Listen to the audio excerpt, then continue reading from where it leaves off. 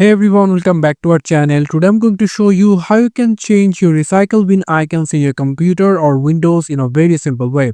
How you're going to do it? Very simple. I will show you in a very simple steps. First, you have to come over this website over here called Recycle Bin Themes.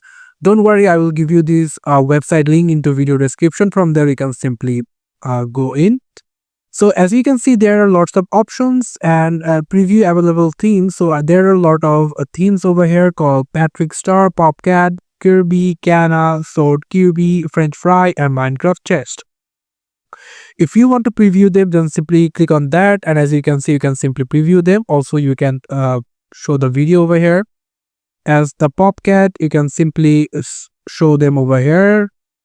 And you can see the Kirby, Cana, and Sword, Kirby, French Fries, and Minecraft over here, as you can see. So I'm going to download this one called Cana. So click on View Icons. You can simply do this for other themes. So I'm going to click on the Cana empty icons. I'm going to download it. And as you can see, the file is downloaded. So I'm going to click on the show folder icon.